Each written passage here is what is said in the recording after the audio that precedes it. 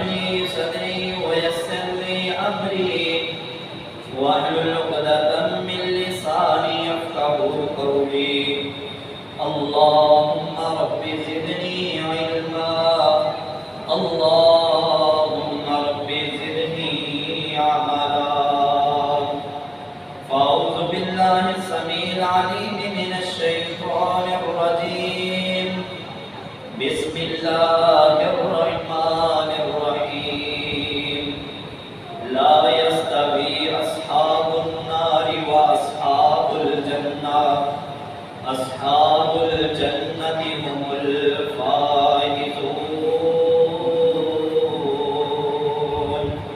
وقال الله تعالى في مقام آخر: فمن زحزح عن النار وأدخل الجنة فقد فاز وما الحياة الدنيا إلا متاع الغرور.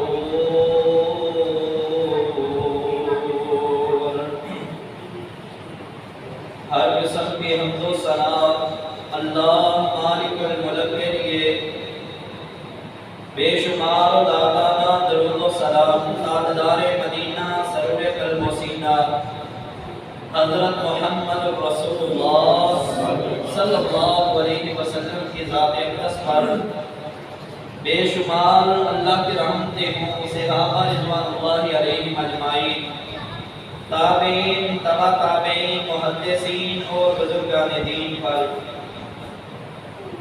میرے بھائیوں، اگر انسان کی فطرت کو دیکھا جائے نا تو اللہ نے انسان کی فطرت میں لالچ رکھا ہے، دنیاوی لحاظ سے بھی اور اخروی لحاظ سے بھی. مثال کے طور پر نبی علیہ السلام نے یوں سمجھایا، مثال دے کر فرمایا اگر انسان کو ایک وادی اللہ سونے کی دے دے نا، یہ دوسری وادی کی تمنا کرے گا، اس کا جو دل ہے نا یا پیٹ ہے یہ سیر نہیں ہوگا. اگر اسے دوسری وادی بھی سونے کی مل گئی تو یہ تیسری وادی کی تمنا کرے گا. اسی طرح اخروی لحاظ سے بھی میرے رب نے ہمارے سامنے نا جنت کے کچھ نظائر بیان فرمائے، حوض کوثر کی نہروں کا تذکرہ کیا، جنت کی حوروں کا تذکرہ کیا کہ انسان انہی چیزوں کے لالچ میں آ کر اللہ کو راضی کرنے کی کوشش کرے. ساتھ ساتھ نا پھر ہمیں ڈرایا بھی کہ لوگوں اگر میری اطاعت نہیں نہ کرو گے، جنت کے حصول کے لیے محنت نہیں کرو گے تو پھر جہنم ایسی ہے، اس میں ہونے والے عذاب ایسے ہیں، قبر ایسی ہے، قبر کے بعد اٹھنے کی زندگی ایسی ہے، معاشر کا دن اتنا سخت ہے. ساتھ ساتھ ہمیں ڈرایا بھی گیا ہے. جو آیت میں نے آپ کے سامنے پڑھی ہے نا، اس میں اللہ رب العالمین نے اسی بات کا تذکرہ فرمایا لا یستوی اصحاب النار و اصحاب الجنہ، لوگوں جنت والے اور جہنم والے برابر نہیں ہیں. اصحاب الجنہ هم الفائزون، جنت والے ہی کامیاب لوگ ہیں. فمن زحزح عن النار وادخل الجنة فقد فاز، میرا رب اعلان فرما رہا ہے کہ جو جہنم سے بچا دیا گیا، جنت میں داخل کر دیا گیا، اللہ فرماتے ہیں یہ کامیاب لوگ ہیں. ہمارے باپ تھے نا حضرت آدم علیہ السلام، شیطان ان کے پاس آیا، آ کر کہنے لگا یہ درخت کا پھل کیوں نہیں کھا لیتا؟ اگر تو کھا لینا اس درخت کا پھل تو تو بھی ہمیشہ کی زندگی جیے گا، ہمیشہ اسی جنت میں رہے گا جیسے فرشتے رہ رہے ہیں. انسان کے دل میں لالچ ہوتا ہے نا، تو حضرت آدم علیہ السلام اس لالچ کا شکار ہو گئے کہ میں بھی جنت میں ہمیشہ ہمیشہ رہوں گا اگر اس درخت کا پھل کھا لیا تو. پھل کھایا، غلطی کر لی، حالانکہ اللہ نے روکا تھا، تو پھل کھاتے گئے، جسم کے کپڑے اتر گئے، بے لباس ہو گئے. اللہ نے آسمان سے زمین پر اتار دیا. پھر اللہ رب العالمین سے توبہ کی، غلطی کا احساس ہوا کہ یہ میں نے کیا کر لیا. تو انسان بعض دفعہ اپنی دنیاوی خواہش کے لیے جب لالچ کرتا ہے نا تو انتہائی خسارے کا شکار ہو جاتا ہے. یعنی مثال کے طور پر حرام و حلال کی تمیز نہیں کرتا، مال کو زیادہ کرنے کے لیے وہ ناجائز وسیلے اپناتا ہے مال اکٹھا کرنے کے. اسی طرح انسان سودی کاروبار، حرام کمائی کسی طرح بھی آئے، یہ انسان کی آخرت کو برباد کر دیتی ہے. تو میرے بھائیوں، اللہ رب العالمین نے نا جنت کے 2 وصف بیان فرمائے ہیں جو میں نے آیات آپ کے سامنے پڑھی. نمبر 1 تو اللہ رب العالمین نے فرمایا کامیاب لوگ دیکھنا چاہتے ہو نا تو وہ جنت والوں کو دیکھ لیں. نمبر 2 اللہ رب العالمین فرماتے ہیں جو جنت والے ہیں نا ولا خوف علیہم ولا هم یحزنون، نہ وہ غمگین ہوں گے اور نہ ہی پریشان اللہ انہیں ہونے دے گا. غم سے اور پریشانی سے میرا رب انہیں دور رکھے گا. اب میرے بھائیوں، سارا دن آپ بھوکے پیاسے رہتے ہیں تو دل میں ایک تمنا ہے، لالچ ہے ایک.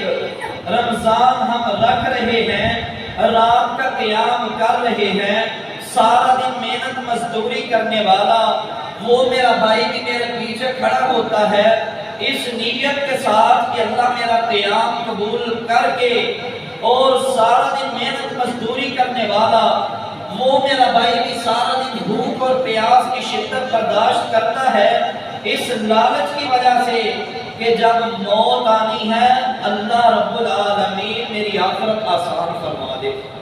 یہی مقصد ہے نا ہمارا کہ اللہ ہمیں جنت عطا کر دے، آخرت ہماری سنوار دے. تو میرے بھائیوں، اب آئیے میں کچھ اوصاف قرآن و حدیث سے آج جمع کر رہا تھا کہ اللہ نے یہ جنت کے محلات بنائے کس کے لیے ہے، تاکہ ہماری امنگ اور تیز ہو جائے. آخری عشرہ آج شروع ہو جائے گا، مغرب کے وقت بھائی کعب بیٹھ جائیں گے، میری مائیں بہنیں جنہوں نے بیٹھنا ہے وہ بیٹھ جائیں گی. تو ہم پوری اپنی توجہ کو اس بات پر مرکوز کرتے ہوئے محنت کریں کہ اللہ رب العالمین ہماری سابقہ زندگی کے گناہ معاف کر دے، اور جو ہم عبادات کر رہے ہیں، تلاوت کر رہے ہیں، قرآن سن رہے ہیں، سنا رہے ہیں، اللہ قبول فرما لے.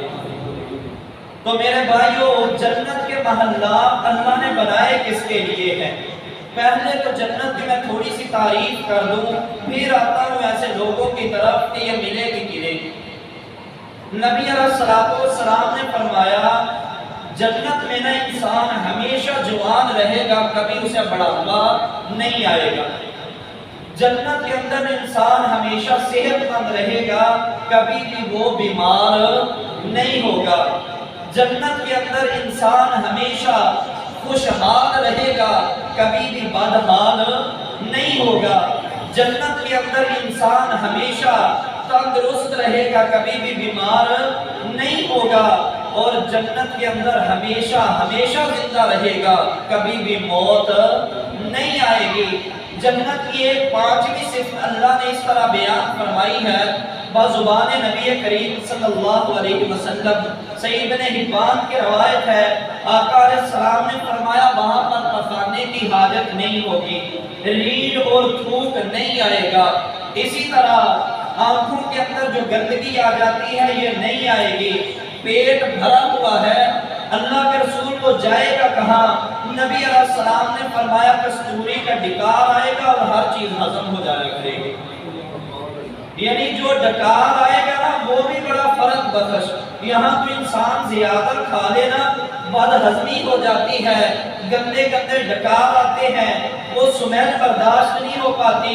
لیکن وہاں پر انسان جتنا مرضی سیر ہو کر کھائے، جو ڈکار آئے گا وہ بھی انسان کے ذہن اور دل کو فرحت عطا کرے گا.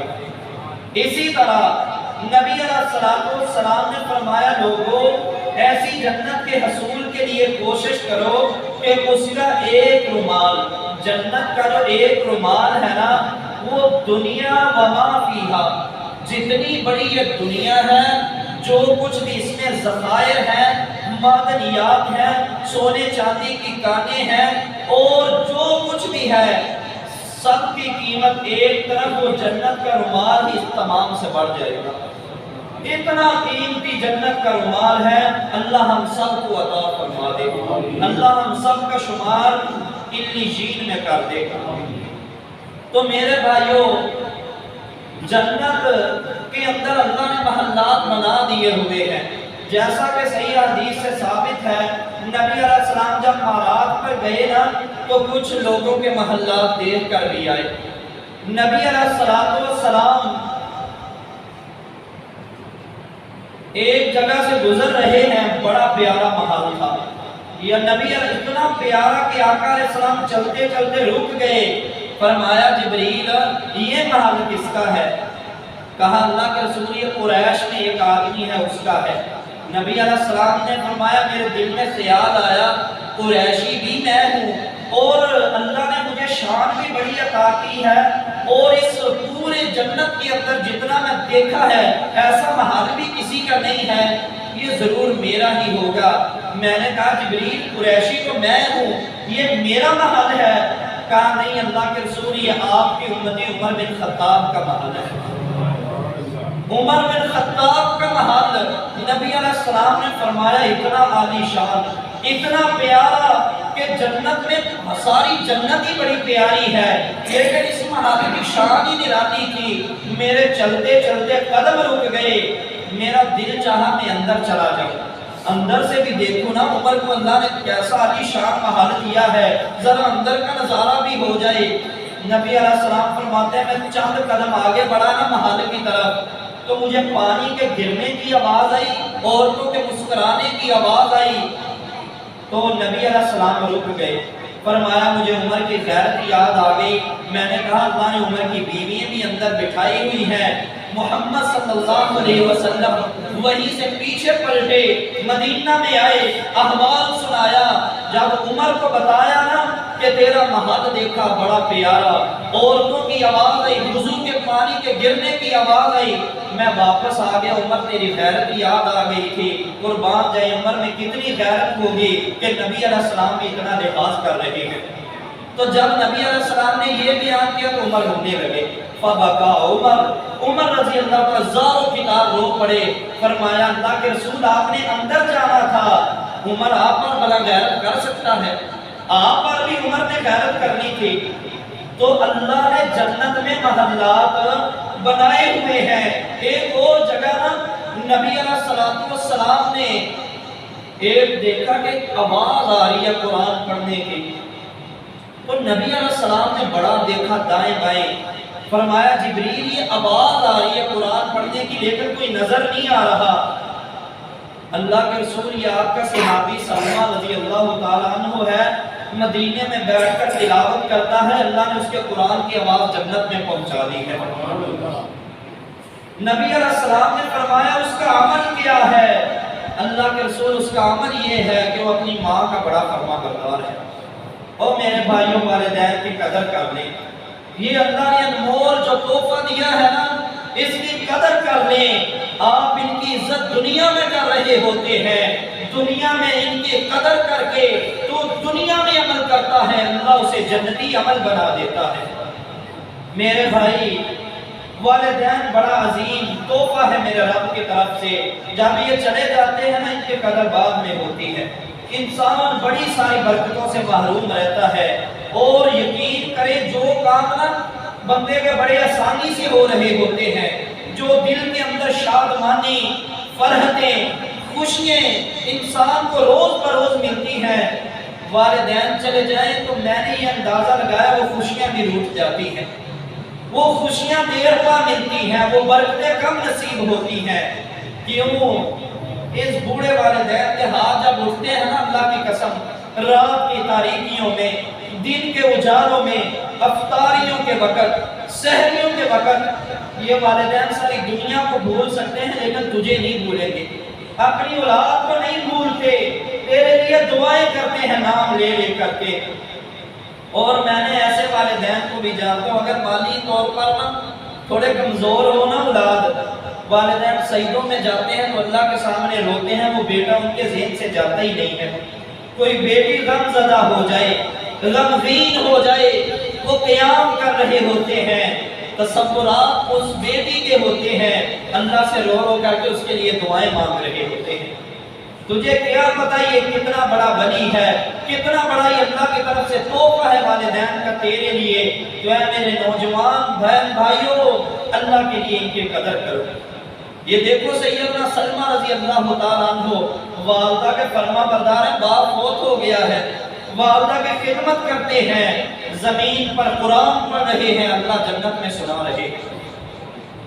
ایک اور محل سے گزرے، وہاں پر جب اس علاقے میں نبی علیہ السلام پہنچے نا، صحیح بخاری کی روایت ہے یہ بھی، یہ پیچھے جو روایت سنائی یہ بھی صحیح بخاری کی تھی، تو نبی علیہ السلام کے چلتے ہوئے قدم پھر رک گئے۔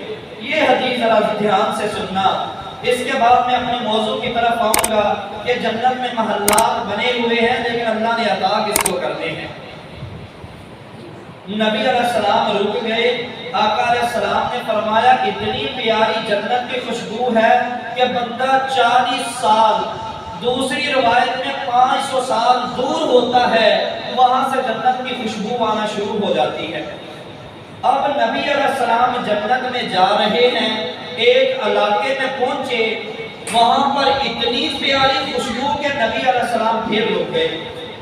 فرمایا کہ جبریل، جنت ساری بڑی پیاری ہے، ساری جنت کی خوشبو بڑی پیاری ہے، لیکن اے جبریل مجھے یہ بتا ان محلات میں کون رہتا ہے کہ یہاں سے خوشبو کے ایسے عجیب بھبوکے اٹھ رہے ہیں کہ باقی جنت میں ایسی خوشبو میں محمد نے نہیں دیکھی صلی اللہ علیہ وسلم۔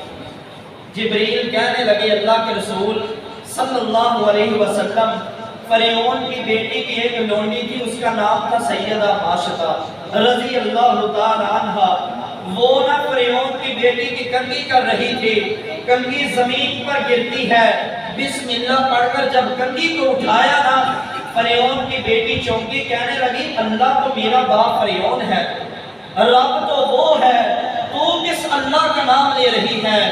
کہنے لگی میں اس اللہ کا نام لے رہی ہوں جو تیرے باپ فرعون کا بھی رب ہے۔ اس نے گئی اپنے باپ فرعون کو بتایا کہ ابو جان یہ جو ہے نا لونڈی لگتا ہے موسیٰ پر ایمان لے آئی ہے، یہ کہتی ہے کہ میں اس اللہ کو مانتی ہوں جو تیرے باپ فرعون کا بھی رب ہے۔ فرعون نے جب یہ سنا نا، ظالم آدمی تھا، غصے میں آ گیا، دعویٰ کرتا تھا انا ربکم الاعلی، میں سب سے بڑا رب ہوں۔ کہنے لگا ایک بڑا کڑاہا منگایا جائے، نیچے آگ جلائی جائے، تیل ڈالا جائے، ڈال دیا گیا، تیل کھولنے لگا، کہنے لگا ماشطہ کو بلایا جائے، 3 بچوں کے ساتھ سیدہ ماشطہ حاضر ہو گئی، ایک بچے کو پکڑتا ہے یہ ظالم، کھولتے ہوئے تیل میں ڈال دیتا ہے، ماں کے سامنے دیکھتے ہی دیکھتے اس بچے کا گوشت علیحدہ ہو گیا، ہڈیاں علیحدہ ہو جاتی ہیں۔ کہنے لگا ہاں مجھے رب مانتی ہے یا میرے باقی بچوں کو بھی تیل میں پھینک دوں؟ فرمایا میں اپنے رب پر ایمان لاتی ہوں، آمنت باللہ ربا، میں اپنے اس رب پر ایمان لاتی ہوں جو تیرا بھی رب ہے۔ دوسرے بیٹے کو پکڑا، تیل میں ڈال دیا، ظالم کا غصہ ٹھنڈا نہ ہوا، ایک بیٹا چھوٹا تھا، چھاتی کے ساتھ لگا ہوا، دودھ پیتی عمر کا بچہ، 1.5 سال کا، اس کے فوجی جب اسے پکڑنے کے لیے آگے بڑھے نا تو سیدہ ماشطہ پیچھے ہٹ گئی۔ وہ بچہ بولا امی جان، دودھ پیتے جو بچے بولے ہیں نا 3 آئے ہیں حدیث میں یا غالباً 4 ہیں، ان میں ایک یہ بچہ بھی ہے سیدہ ماشطہ کا۔ یہ بولا، کہنے لگا امی جان آپ پریشان کیوں ہو رہی ہیں؟ یہ دنیا کا معاملہ مجھے سپرد کر دیں ظالموں کے، اللہ نے ہمارے لیے جنت میں محلات تیار کر رکھے ہیں۔ پکڑا دیا، یہ چھوٹی سی جان، ننھی سی جان، ماں کی آنکھوں کے سامنے کھولتے ہوئے تیل میں ڈال دے، دیکھتے ہی دیکھتے نا گوشت علیحدہ، تیل کے اندر گوشت مکس ہو جاتا ہے، ہڈیاں علیحدہ ہو جاتی ہیں۔ حضرت معاشرہ رونے لگی، کہا نہ یہ تیرے لیے قربانیاں دے رہی ہوں، اللہ ہماری قربانیوں کو ضائع نہ ہونے دینا۔ وہ تو پھر رب ہے جو اس کے لیے اللہ قسم آدھی کھجور کا صدقہ کر دے، وہ تو یہ آدھی کھجور کو ضائع نہیں ہونے دیتا، اور جو اس کے لیے اپنا سارا خاندان ذبح کروا دے اسے ضائع کیسے ہونے دے گا۔ سیدہ معاشرہ کو بھی زندہ جلا دیا گیا، کھولتے ہوئے تیل میں ڈال دیا گیا۔ حضرت جبریل کہنے لگے یا رسول اللہ یہ معاشرہ اور اس کی اولاد کے محلات ہیں، اللہ نے ہر ایک کو محل بھی دیا ہے، اور ان کے جسم کے سڑنے کی وجہ سے جو بو پھیلی تھی اللہ نے اس کی خوشبو بنا کر جنت میں بکھیر دی ہے۔ قیامت تک کے لیے لوگ اس واقعہ کو منبر و محراب پر بیان کرتے رہیں گے، اور کیوں نہ کریں، اس نے اپنی جان کا سودا اپنے رب سے کر لیا تھا، اس نے تجارتیں اپنے رب سے کی تھی۔ میرے بھائیوں یہ تو فرعون کی بیٹی کی لونڈی تھی نا، قرآن میں واقعہ بیان ہوا ہے، جو فرعون کی بیوی تھی نا سیدہ آسیہ رضی اللہ تعالیٰ عنہا، حضرت موسیٰ پر ایمان لائی۔ فرعون کو پتا چلا میرے گھر میں بھی موسیٰ کا کلمہ پڑھا جاتا ہے۔ اس ظالم نے نہ کیا کیا، حضرت آسیہ کے سر میں کیل ٹھونک دیا جہاں ماتھے پر، اس ظالم نے ہاتھوں پر کیل ٹھونک دیے ہیں، پاؤں میں کیل ٹھونک دیے ہیں، کوڑے اوپر سے برسا رہا ہے۔ حضرت معاشرہ کا چہرہ آسمان کی طرف، سیدہ آسیہ کا چہرہ آسمان کی طرف ہے۔ اللہ نے ان الفاظ کو قرآن بنا دیا ہے، کہا رب ابن لی عندک بیتا فی الجنہ ونجنی من فرعون وعملہ ونجنی من القوم الظالمین۔ اللہ یہ فرعون نے اپنی ساری طاقتیں لگا دی ہیں مجھے تیرے دین سے ہٹانے کے لیے، میرے سر میں کیل ٹھونکا، اللہ میرے ہاتھوں میں کیل ٹھونک دیے، اللہ میرے پاؤں کو زخمی کر دیا، اللہ جسم پر کوڑے برسا رہا۔ اے اللہ میں تیری کمزور سی بندی، رب ابن لی عندک بیتا فی الجنہ، اللہ میں تجھ سے سوال کرتی ہوں جو جنت میں میرا محل ہے نا مجھے دکھا دے تاکہ یہ اذیتیں مجھے نقصان نہ پہنچا سکے۔ یہ اللہ کی بندی دعا کر رہی ہے کہ اللہ جنت میں میرا گھر دکھا مجھے۔ میرے رب نے آسمان کے پردے ہٹا دیے، حضرت آسیہ کا جو محل جنت میں تیار کیا تھا نا میرے رب نے حضرت آسیہ کی آنکھوں کے سامنے کھڑا کر دیا، فرمایا آسیہ یہ تیرا محل ہم نے بنایا ہے۔ حضرت آسیہ محل کو دیکھ رہی ہے، زبان پر ذکر اذکار جاری ہے، اسی حالت میں جان نکل جاتی ہے۔ تو اللہ نے جنت میں محلات بنائے ہیں، نبی علیہ السلام دیکھ کر آئے ہیں، آقا علیہ السلام نے دیکھے، پھر ہمیں بتایا گیا کہ لوگوں اس جنت کے لیے تم بھی کوشش کرو۔ میرے بھائیو آؤ ذرا یہ جنت کے محلات ملنے کن کو ہیں، ذرا میں چند لوگ بیان کر دوں، وقت بڑی تیزی سے گزر رہا ہے۔ نبی علیہ السلام صحابہ میں بیٹھے ہیں، روایت صحیح بخاری اور صحیح مسلم کے اندر ہے، نبی علیہ السلام نے فرمایا صحابہ جب تم جنت میں جاؤ گے نا اپنے اوپر تم ایسے بعض محلات کو دیکھو گے جیسے زمین پر تم آسمان کے ستاروں کو دیکھتے ہو۔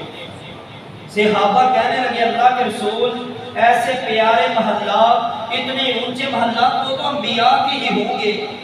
نبی علیہ السلام نے فرمایا بلا والذی نفسی بیدہ رجال آمنوا وصدقوا المرسلین، مجھے اللہ کی قسم ہے صحابہ انبیاء کے نہیں، وہ ان لوگوں کے محلات ہوں گے جو اللہ پر ایمان لے کر آئے ہیں۔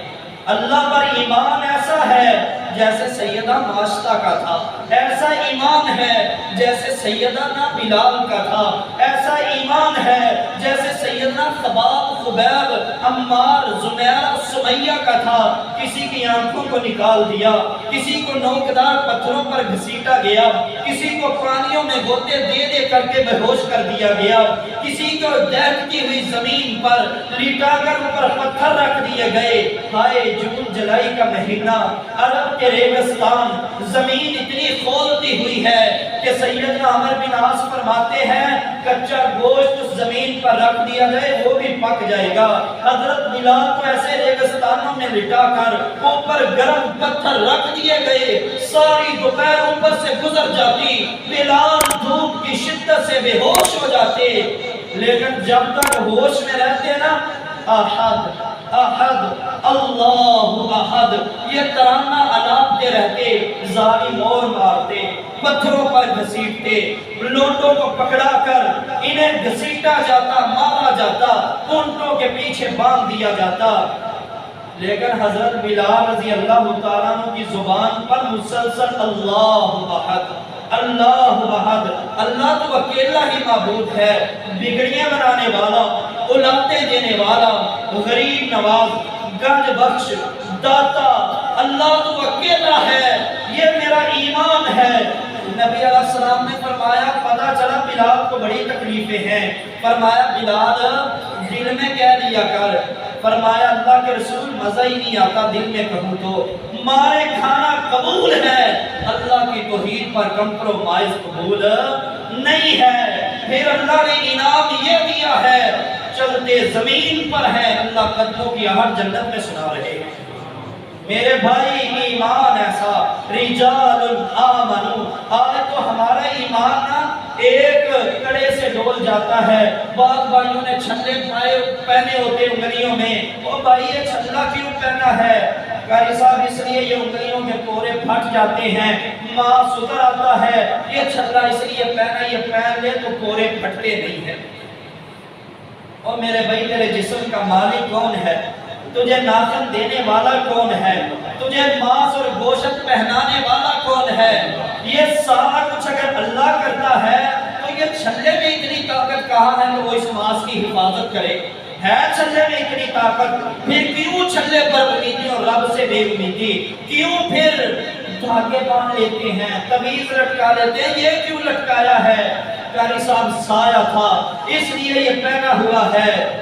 نبی علیہ السلام نے فرمایا جو صبح کے وقت 100 مرتبہ پڑھ لے، لا الہ الا اللہ وحدہ لا شریک لہ لہ الملک و لہ الحمد وہو علی کل شیء قدیر، شیطان سارے مل جائیں، جنات سارے مل جائیں، تیرے جسم میں داخل ہونے کی کوشش ایک بار نہیں 1,00,000 بار بھی کریں تو اللہ کی قسم کامیاب نہیں ہو سکتے۔ کیوں؟ یہ میرے رسول کا فرمان ہے، اور میرا نبی اتنی دیر بولتا ہی نہیں ہے جب تک آسمان سے وحی نہیں ہو جاتی۔ تو آج ایمان کی حفاظت کرو، وہ لوگوں کے درجے اتنے اونچے ہوں گے جیسے تم زمین پر آسمان کے ستاروں کو دیکھتے ہو، لیکن شرط یہ ہے اللہ پر کامل ایمان ہو، یہ نہیں ڈوری سے تیرا ایمان پھر جائے، دھاگوں سے تیرا ایمان پھر جائے، ذرا ذرا سے یہ چھلے جو 5 روپے کے بکنے والے ان پر تو اپنا ایمان بیچ دے، تیرا ایمان اتنا کمزور ہو گیا ہے۔ ایک وہ صحابہ ہے کہ حضرت حبیب جاتے ہیں مسیلمہ کذاب کے دربار میں، کہنے لگا مجھے بھی نبی مانگ، فرمایا جب سے محمد رسول اللہ کا کلمہ پڑھا ہے صلی اللہ علیہ وسلم کسی اور کا خیال آ ہی نہیں سکتا۔ ایک ایک پورا کر کے نا کاٹتا چلا گیا، ظالم نے قیمہ بنا دیا، لیکن جب تک زبان ہلتی رہی، زبان سے یہ الفاظ ادا ہوتے رہے، اشہد ان محمد عبدہ ورسولہ۔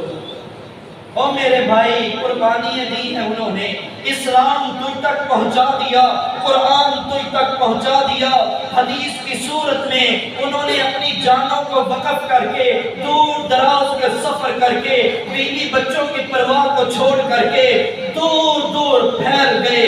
نبی کے 17 صحابہ تمہارے بڑے صغیر میں آئے، ہندوستان میں آئے نبی کا دین پہنچانے کے لیے۔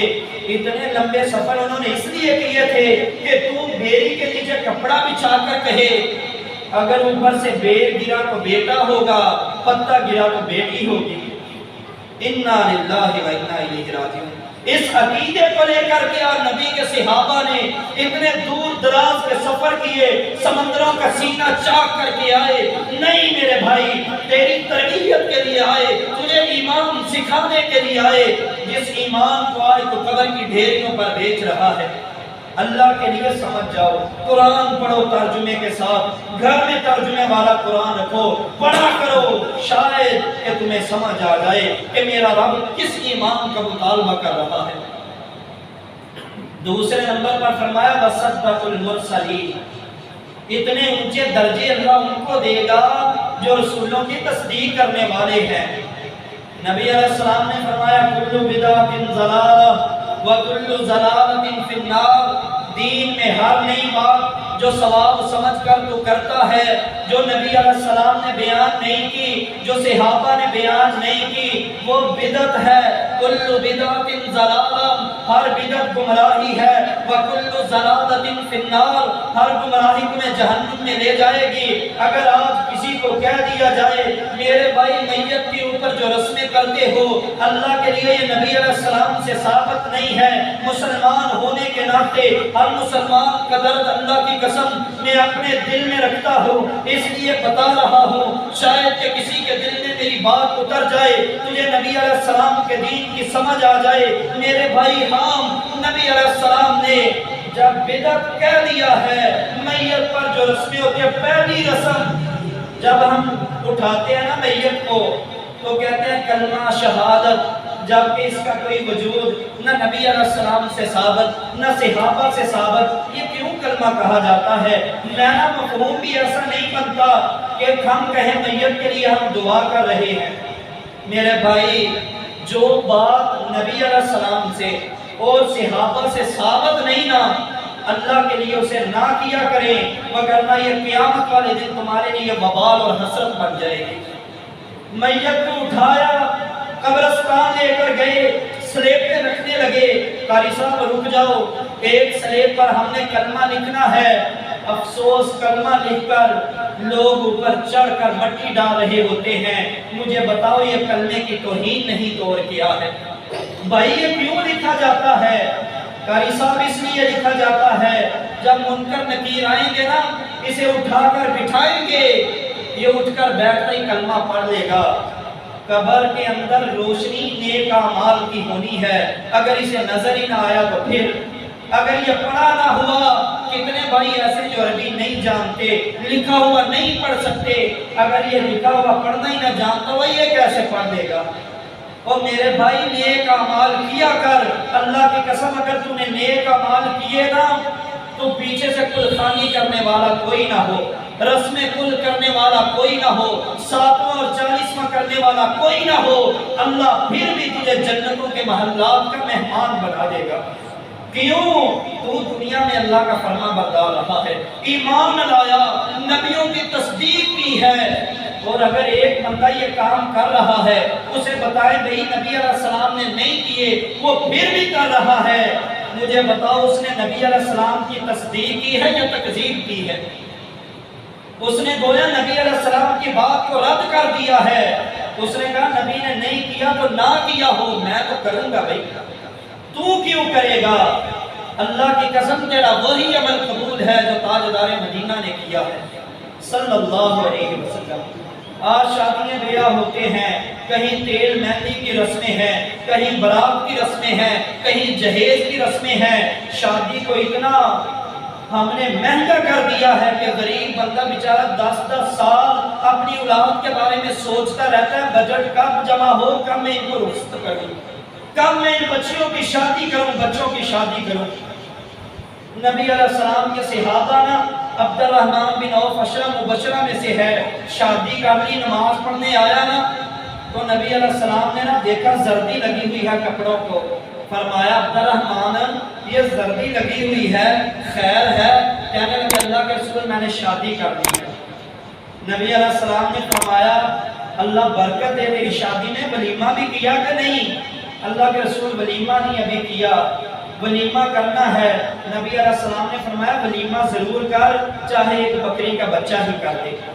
یعنی کہ اب نبی علیہ السلام موجود ہیں، عبد الرحمن بن عوف نے شادی کر لی، نبی کے پیچھے نمازیں بھی پڑھتے، نبی کو بلائے ہی نہیں۔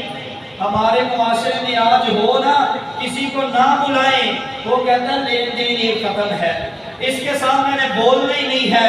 جب میں مروں گا نا اپنی اولاد کو بھی یہ نصیحت کر کے مروں گا کہ اگر یہ مر جائے اس کے جنازے میں شامل نہیں ہونا. کیوں؟ اس نے ہمیں اپنے بیٹے کی شادی پہ نہیں بلایا, بیٹی کی شادی پہ نہیں بلایا.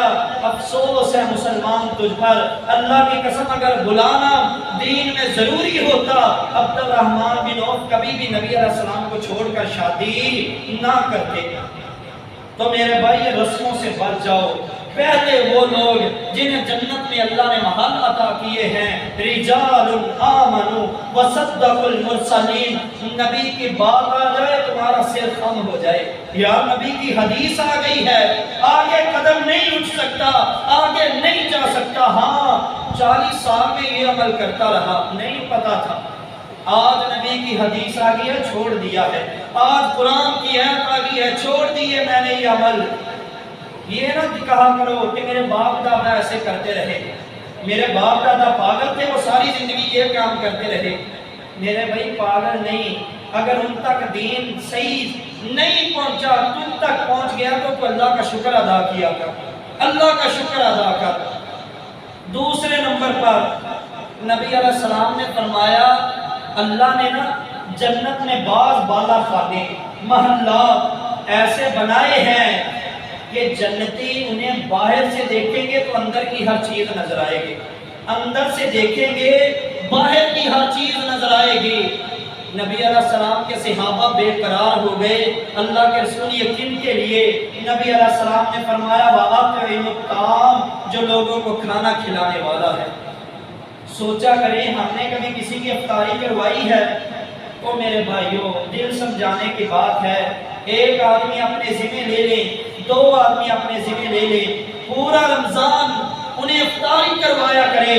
اللہ قسم جتنی استطاعت ہے, لازمی نہیں آپ نے VIP افطاری خرچہ کر کے افطاری, ہاں اللہ نے دیا تو ایسی کروائیں, لیکن اگر گھر کے حالات مندے ہیں, نازک ہیں, تو ایک پانی کا گلاس بنا کر, چند کھجوریں لے کر, تھوڑا استطاعت کے مطابق جو پھل ہے وہ لے جایا کریں.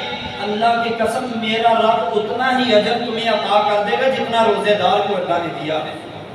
یہ میری بات نہیں, یہ رسول اللہ کی بات ہے صلی اللہ علیہ وسلم. تو نبی علیہ السلام نے فرمایا ایسے بالا خانے اللہ انہیں عطا کرے گا. وَأَطْعِمُ الطَّعَامَ, جو لوگوں کو کھانا کھلاتے ہیں. وَأَلَانُ الْكَلَامَ, نرم گفتگو کرتے ہیں. یہ نہیں ادھر سے آیا شور مچا دیا, گھر والوں کو بھی پریشان, جو نیچے کام کرنے والے لڑکے ہیں انہیں بھی پریشان, کسی کو تھپڑ کسی کو گالی. میرے بھائی یہ مومن کی علامتیں نہیں ہیں. مومن شائستہ کلام کرتا ہے, ادب سے بات کرتا ہے, نرم رویے سے بات کرتا ہے. سورۃ لقمان کے اندر نا حضرت لقمان نے اپنے بیٹے کو یہ نصیحت کی تھی, بیٹا جب بولنا ہے نا آہستہ بولنا ہے. کیسے بولنا ہے؟ آہستہ, شائستگی کے ساتھ بولنا ہے. کیونکہ جو بلند آواز ہے نا کانوں کو پھاڑ دینے والی, چیخ چیخ کر بولنا, فرمایا یہ گدھے کی آواز ہے, ایمان والوں کی آواز نہیں ایسی ہوتی. تو میرے بھائی نبی علیہ السلام نے فرمایا وَأَلَانُ الْكَلَامَ, نرم گفتگو کرنے والا اللہ اسے بھی ایسے محل دے گا, اندر والے حصے باہر سے, باہر والے حصے اندر سے نظر آئیں گے. لیکن یہ یاد رکھنا جس کو اللہ کو محل دے گا نہیں اسی کو نظر آنا ہے, ہر کسی کو نہیں. مت آپ کہو کہ ہم باہر سے گزریں گے تو ایسے جنتیوں کے گھر میں ہماری نظریں بھی پڑیں گی. نہیں نہیں نہیں نہیں, یہ صرف انہی کو اللہ نے دینا ہے جن کو انہی کی نظریں پڑیں گی جن کو اللہ نے وہ محل دینا ہے. تیسرے نمبر پر فرمایا نبی علیہ السلام نے وَتَابِعُ الصِّيَامَ, روزے رکھنے والا. آج کتنے بھائی ہیں صحت مند ہیں روزہ چھوڑ دیتے ہیں. کیوں بھئی روزہ چھوڑتے ہو؟ جی محنت مزدوری کرنی ہوتی ہے اس لیے روزہ چھوڑتے ہو. اللہ کے بندے یہ محنت مزدوری کا میرے رب نے سوال نہیں کرنا, سوال کسی رمضان کے مہینے کا کرنا ہے. یہ فرض کیا میرے اللہ نے, روزے رکھے ہیں یا نہیں رکھے. اسی طرح فرمایا وَصَلُّوا بِاللَّيْلِ وَالنَّاسُ نِيَامٌ, جب لوگ سو جائیں تم رات کو اٹھ کر عبادت کیا کرو, اللہ تمہیں یہ بالا خانے عطا فرما دے گا. یہ 4 قسم کے لوگ تھے. اسی طرح ایک اور بندے کو اللہ محل دے گا جس کا بیٹا فوت ہو جائے نا, بیٹا بڑا بندے کو عزیز ہوتا ہے, تو جب فوت ہو جائے ہاتھوں پہ اٹھایا ہوا ہے کہہ رہا ہے انا للہ و انا الیہ راجعون۔ فرشتوں نے روح نکالی، اللہ کے پاس لے گئے۔ اللہ پوچھتا ہے میرے فرشتوں میرے بندے کو کیسا پایا؟ اللہ ہم نے اس کے بیٹے کی جان نکالی، وہ تیرا شکر کر رہا تھا، حمد کر رہا تھا انا للہ و انا الیہ راجعون کے ساتھ۔ اللہ فرماتے ہیں میرے فرشتوں گواہ ہو جاؤ، میں نے جنت میں اس کو ایک محل دیا ہے، اس محل کا نام بیت الحمد رکھ دیا ہے۔ میرے بھائی ایسے بندوں کو بھی جنت میں محلات ملیں گے۔ ایک اور اللہ نے نبی علیہ السلام نے بتایا، فرمایا من قرأ قل هو اللہ احد 10 مرات بنی لہ قصرا فی الجنہ، جو بندہ 10 مرتبہ سورۃ اخلاص پڑھتا ہے نا قل هو اللہ احد، اللہ اسے جنت میں ایک محل عطا فرما دیتے ہیں۔ تو میرے بھائیوں پڑھا کریں۔ حضرت عمر نے جب یہ حدیث سنی نا تو کھڑے ہو گئے تھے، کہنے لگے اللہ کے رسول پھر تو میں آج کے بعد یہ بہت زیادہ پڑھا کروں گا۔ نبی علیہ السلام نے فرمایا واللہ اکثر و اطیب، اے عمر تو جتنی بار بھی پڑھے گا میرا رب اتنا ہی زیادہ تمہیں ثواب عطا فرما دیں گے۔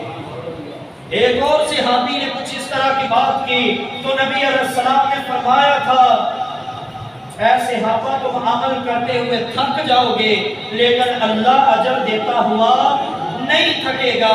میرے بھائی جنہوں نے قرآن نہیں پڑھا وہ قل ہو اللہ آپ کو آتی ہے نا، پڑھتے رہا کرو، 10 مرتبہ ہو جائے پھر شروع، پھر کئی بار جنت میں اپنے محلات بنوا لو۔ اسی طرح نبی علیہ السلام نے فرمایا وہ بندہ جو بازار میں داخل ہوتے وقت لا الہ الا اللہ وحدہ لا شریک لہ لہ الملک و لہ الحمد وہو علی کل شیء قدیر، یہ دعا پڑھتا ہے۔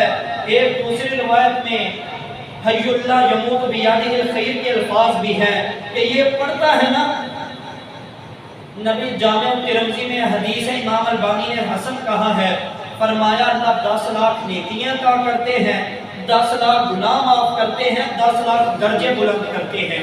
اور دوسری روایت میں فرمایا وَبُنِيَ لَهُ بَيْتًا فِي الْجَنَّةِ، اللہ جنت میں اس کے ایک محل بنا دیتے ہیں۔